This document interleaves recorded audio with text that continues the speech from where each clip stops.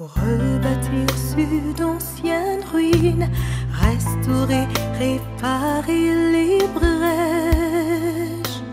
Telle est la vision du centre chrétien. Grâce Académie, rebâtir, restaurer, réparer, relever, rendre le pays habitable. Grâce Académie.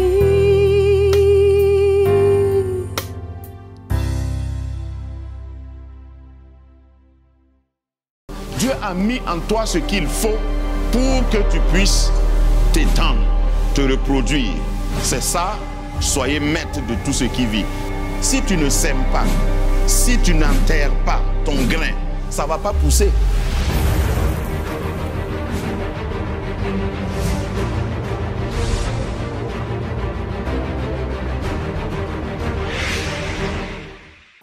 On a 3 rapports possibles avec l'argent.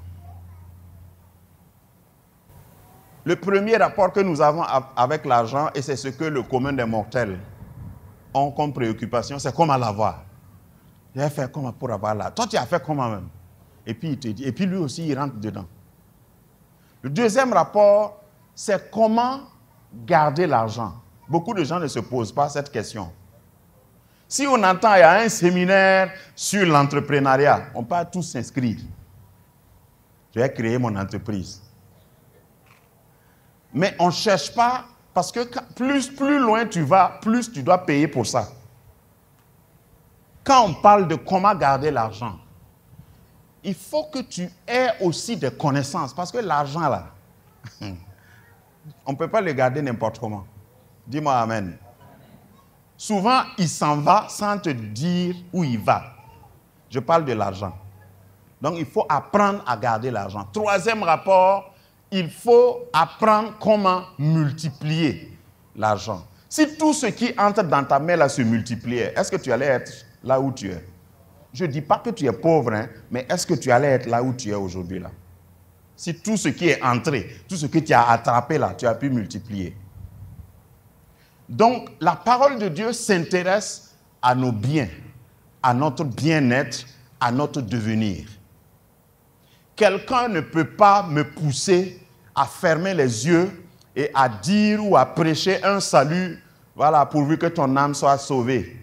Comme ça, si tu meurs, tu vas au ciel. Le salut complet s'intéresse à ton bien-être sur la terre. Voilà.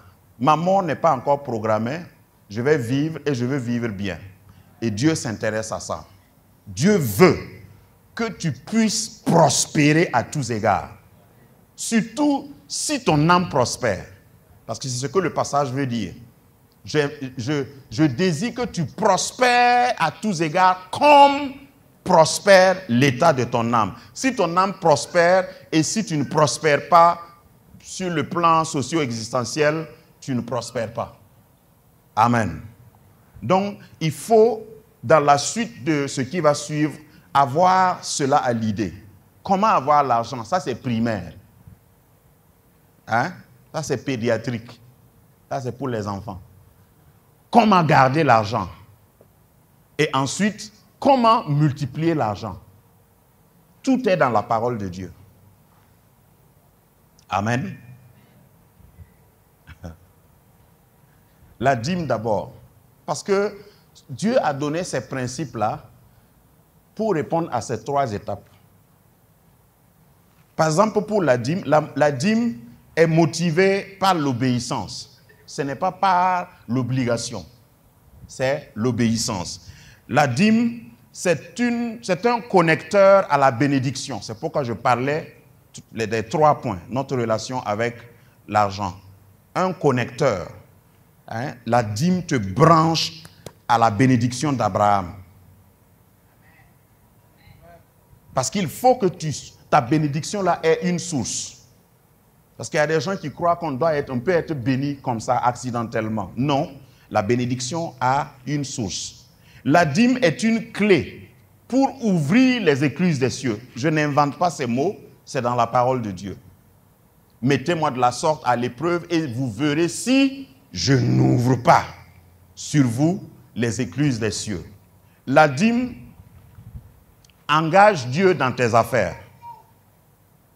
La dîme engage Dieu dans tes affaires. Lorsque tu paies la dîme comme il faut, n'oubliez pas ce que j'ai dit au début. Lorsque tu paies, lorsque tu donnes à Dieu comme il faut, Dieu s'engage dans tes affaires.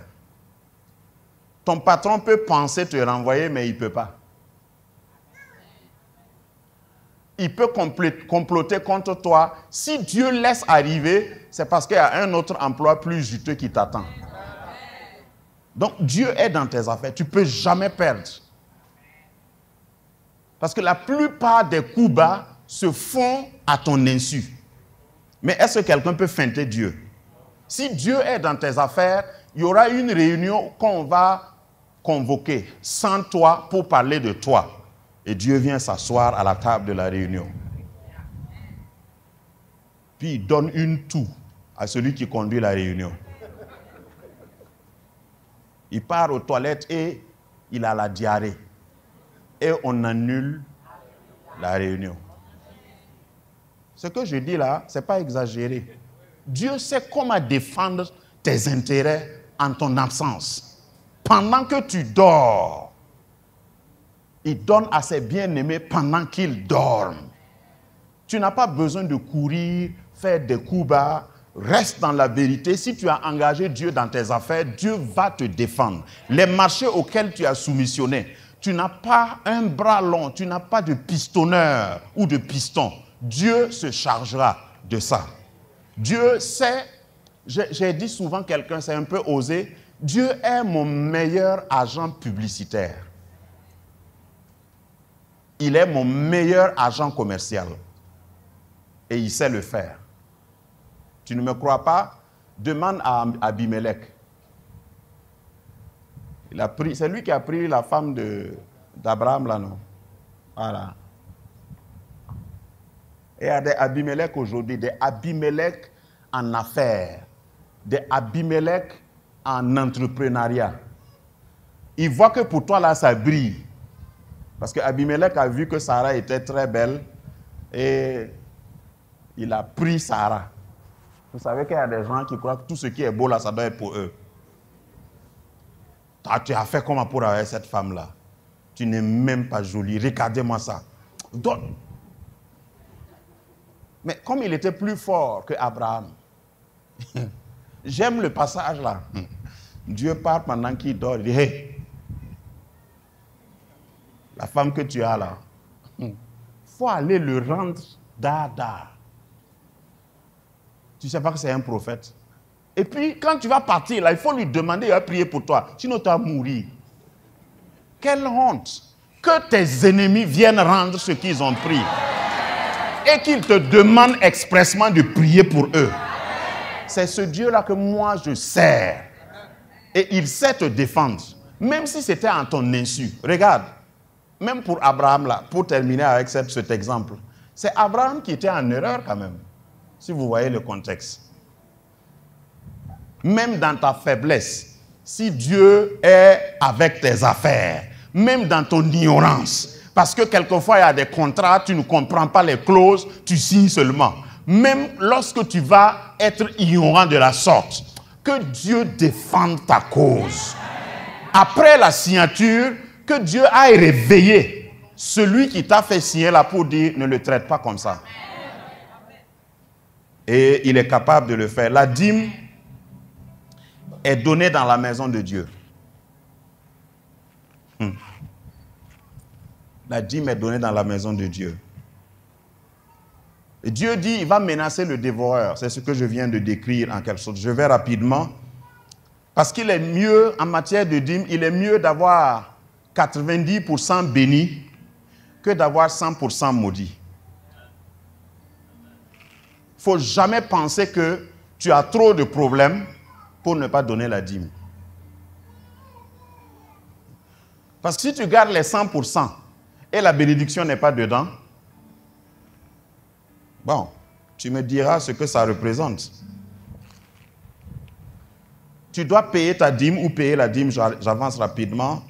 Tu dois payer ta dîme à la maison du trésor. La maison du trésor, c'est la maison commune. La maison du trésor, c'est là où tu as ton adresse spirituelle. Hein, et il ne faut pas vous amuser. Dieu s'intéresse au lieu. Là où tu es nourri, je peux épiloguer davantage, Galates 6, 6, etc. Là où tu es nourri, là où tu reçois l'enseignement, c'est là où tu dois donner ta dîme. Si tu penses que tu peux diviser ta dîme, c'est toi, mais ce n'est pas biblique. Parce qu'il y en a qui divisent leur dîme, ils envoient une partie à Banfora, une autre partie à Bafoussam, une autre partie à je ne sais plus où. Tous les bébés là. Voilà. Juste, ils envoient seulement. La dîme a un endroit. L'offrande, tu peux envoyer ton offrande où tu veux, là où tu penses être conduit par Dieu. Et même là, l'offrande est aussi appelée semence. Donc, il ne faut pas s'aimer n'importe où. Allô? Parce que le temps me manque pour aller davantage. La dîme doit être payée dans la maison commune. C'est dangereux d'être un chrétien sans adresse fixe. Voilà. Un CDF, chrétien sans domicile fixe. Tu te promènes seulement. Là où le vent m'amène, j'irai. Là où tu vas mourir, personne ne saura. Il faut avoir une adresse fixe. Et puis, ça ne doit pas être difficile pour ceux qui ont compris. Tu ne donnes pas à un homme. Moi, je paye ma dîme et souvent, c'est difficile. Tous ceux qui payent leur dîme savent qu'il faut de l'exercice pour que ça devienne automatique. Voilà. Ce que je veux dire, quoi que ce soit bien, tu ne vas pas dormir comme ça et puis tu as envie. Puis l'envie te prend d'enlever ta dîme, aller donner. Non. Ce n'est pas une question d'envie. Tu t'obliges à ça. Tu t'obliges à ça. Là où moi je paie ma dîme, là, quelquefois, il faut que je fasse de la distance pour rejoindre là où je dois déposer ma dîme. Il faut que tu sois résolu et que tu saches que c'est dans ton intérêt. C'est pour toi, ce n'est pas pour quelqu'un. Lorsque tu as donné, tu sais que tu as engagé Dieu. Parce qu'il y a un principe. Quand tu vas chez le roi, j'ai expliqué ça tout à l'heure, il faut que tu donnes quelque chose. Et quand tu donnes quelque chose au roi, tu n'as pas besoin de pleurer pour avoir la faveur du roi. Ça va? Ce que tu donnes là, si ça reste chez le roi se souvient toujours de toi, n'est-ce pas? Maintenant, je vais peut-être illustrer ça pour terminer. Ton don doit te ressembler, j'ai dit. Donc, on ne donne pas n'importe comment. Il y a un protocole dans le don, dans le service, dans tout ce que nous faisons pour Dieu. Je vais m'arrêter, continuer peut-être la prochaine fois. Il faut, je vais dire quelque chose sur la semence, vous me permettez? La semence est aussi appelée l'offrande. Jusqu'ici, nous avons vu quoi et quoi? Les prémices, la dîme, les semences. Les semences, la troisième catégorie de dons, sont motivées par la foi. La foi. J'ai donné toujours une motivation à chaque don. Motivé par la foi. La semence a comme récompense, le minimum c'est 30, 60 ou 100. Quand tu fais une offrande, il faut t'attendre à ça. N'oublie pas de refuser les enseignements qui vont te dire que quand tu donnes, Dieu ne va pas te bénir. C'est faux. Dieu s'engage à te bénir si tu le fais selon lui. C'est un moyen, c'est le moyen le plus court, ça c'est selon moi, de sortir de la pauvreté. Quelquefois, quand j'ai un grand besoin, je cherche une offrande. Puis je fais une offrande. Quand tu as un grand besoin, pour être exaucé, ce n'est pas la peine de prier. Ça a un peu bousculé ta théologie. La Bible ne nous dit pas que si nous prions, nous serons bénis. La Bible nous dit que si nous donnons, nous allons recevoir. Donc si tu veux recevoir, il faut donner. Ça, c'est les mathématiques du ciel, les mathématiques du royaume. Pour sortir de la pauvreté, il faut apprendre à donner. Certains d'entre nous doivent apprendre encore à donner. Mais il ne faut pas donner n'importe où. Amen. Ce n'est pas tous les sols qui sont riches, fertiles. Il y a des sols qui sont sèches. Même si tu donnes, même si tu sèmes, ça ne va pas pousser. Donc, fais attention à ta semence, mais fais attention aussi au sol. Dis-moi Amen. Amen. Je sais que tu attends la fin, l'amen finale, mais ça, ce n'était pas l'amen finale. Lorsque tu veux donner, il faut savoir que tu dois choisir le récepteur, le réceptacle, l'endroit, le sol pour donner. Et quand tu donnes au bon endroit, Jésus nous a donné des indications. Dans Matthieu chapitre 10, verset 41, il dit, celui qui reçoit un prophète en sa qualité de prophète reçoit ou recevra une récompense d'un prophète. Celui qui reçoit un juste en qualité de juste recevra une récompense du juste. Donc, quand tu veux, ce que tu appelles sémence là, il ne faut pas confondre ça avec l'aumône. Ça me pousse à... Voilà. L'aumône est adressé aux hommes. Hein? L'aumône est adressé aux hommes et c'est motivé par la pitié et la compassion. Voilà. Quand tu fais l'aumône là, c'est pourquoi Jésus a dit, quand tu fais l'aumône, que ce que ta main droite fait ne soit pas révélé à ta main gauche, que ta main gauche ne sache pas ce que ta main droite fait. C'est seulement dans l'aumône qu'il a dit ça. Je ne sais pas pourquoi les gens veulent que quand on vient à l'église pour donner, la Bible dit que ce que ta main droite... Ça, c'est l'aumône. Ce n'est pas la dîme, ce n'est pas les offrandes. Et puis pour cacher ce que ta main droite fait là, ça dépend de ce que tu as mis dans ta main droite. Hein? Toi, tu peux donner 1 milliard à Grâce Academy et puis on ne va pas savoir. Essaye de cacher ça, on va voir. Non, si tu n'es pas d'accord, parce qu'il y a quelqu'un qui n'est pas d'accord, il faut essayer. Essaye. Souvent, je prie et je dis, Dieu, il faut m'essayer. Donne-moi 1 milliard. Il y a qui dans Burkina là qui ne va pas savoir qu'il y a Grâce Academy? Hein? J'ai une de mes filles qui travaille dans une télé. Je crois que j'en ai 2 ici. J'arrive à leur télé là, je dépose 100 millions. Je dis, je veux faire un contrat d'1 année. Chaque jour, je veux prêcher dans votre télé là. Ils vont m'accepter. Ils vont m'accompagner même ici. Et chaque jour, ils vont m'appeler pour savoir si je suis en bonne santé. Oui.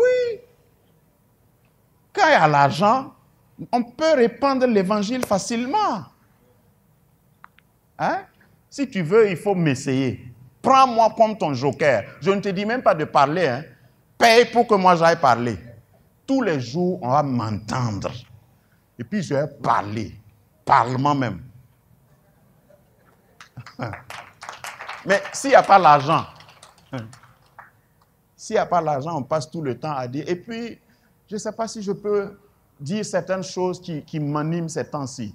Ne croyez pas, surtout parmi les chrétiens, je crois que c'est une aberration, c'est même une offense à Dieu de croire que quand quelqu'un est béni, il est passé par la sorcellerie. Ça, c'est un mensonge du diable.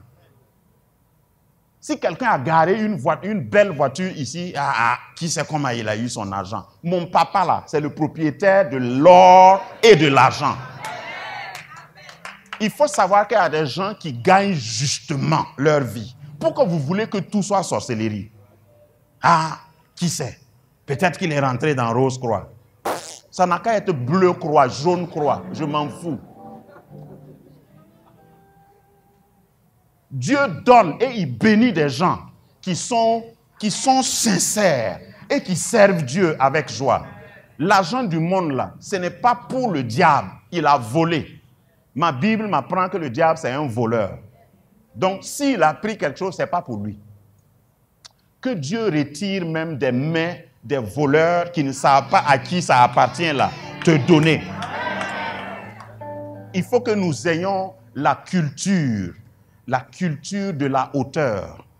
Cessons de nous... Parce que ça, c'est un problème qui nous embrigade. On vient à l'église et puis on veut juger tout le monde. Quelqu'un s'est bien habillé, on dit, Haya. Ça là, c'est pourquoi il s'habille comme ça? Ce costume-là, est-ce que ça ne vaut pas 100 000? Et puis, je suis le temple de Dieu. C'est moi qui héberge le Saint-Esprit. Si vous voulez, en termes clairs, c'est ça. C'est moi qui héberge le Saint-Esprit. Et là, je parle de mon corps. Et je dois garder mon corps avec dignité. Que Dieu te donne pour que tu choques même le diable. Parce que pour moi, la gloire de Dieu, c'est, je cite Joyce Meyer, la gloire de Dieu, c'est quand tu passes et les gens arrêtent leur conversation et te suivent comme ça. Hé, c'est lui? Waouh! C'est ça aussi la gloire de Dieu. Mais quand tu passes et puis même les mouches ne s'envolent pas. C'est-à-dire personne ne remarque. Tu déranges personne. Parce qu'il faut qu'à un moment donné, tu déranges.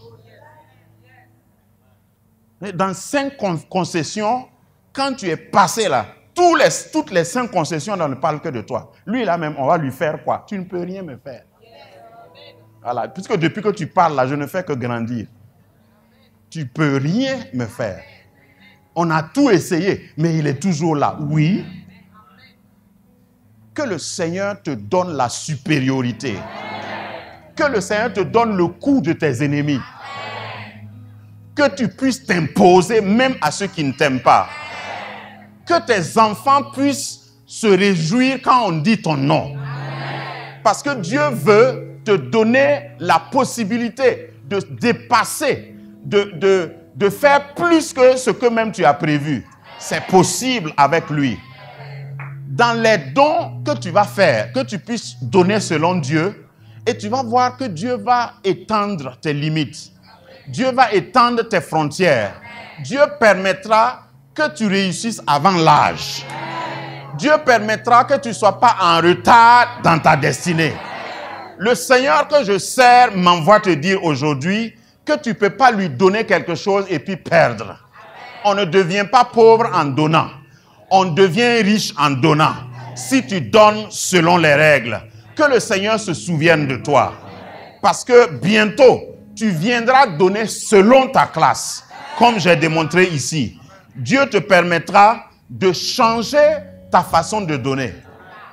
Peut-être que jusqu'ici, comme la plupart d'entre nous, tu donnais dans une petite enveloppe. Il y aura un temps où tu ne pourras plus venir avec une enveloppe.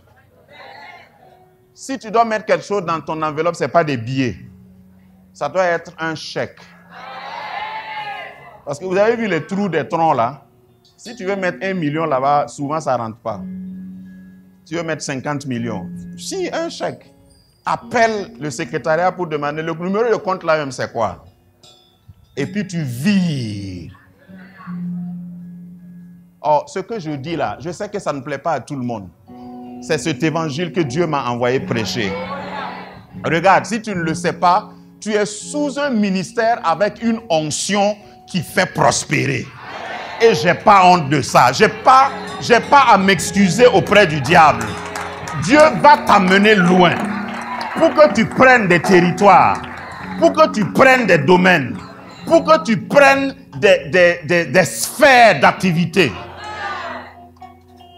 Un temps viendra où quand on veut voyager, parce que vous savez que maintenant ce n'est pas possible, quand on veut voyager, qu'on n'aille pas s'allier pour prendre un billet dans une société avec un nom bizarre. Voilà. Parce que même pour aller évangéliser, là, on loue les cars des autres. Dis, ça doit finir.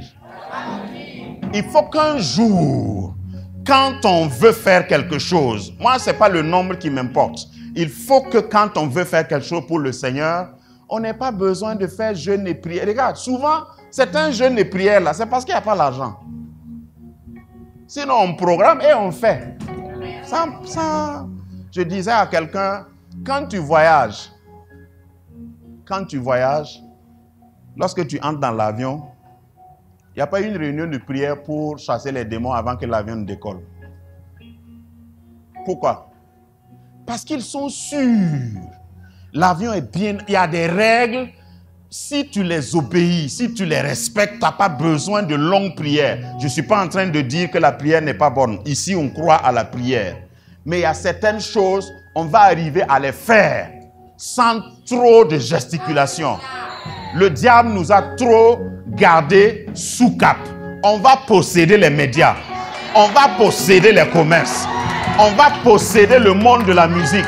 On va posséder le monde des arts. On va posséder le monde des finances. Parce que tout ça, c'est pour mon papa. C'est pour mon père. Et il a donné ça pour que nous puissions servir la cause de l'évangile. Toi qui crois en ces choses, que cela t'arrive. Que cela arrive à tes enfants. Que ton nom soit une marque déposée. Regarde, tu es né comme un individu, mais tu vas mourir comme une institution. Après ta mort, on va citer ton nom partout. Que la grâce de Dieu s'attache à ta vie. Que Dieu te permette de bousculer les frontières que même la religion a érigées. Je te vois t'élever au-dessus de la mêlée. Je te vois faire ce que aucun de ta génération n'a fait. Reçois sa grâce pour prospérer au nom de Jésus. Amen. Amen. Amen.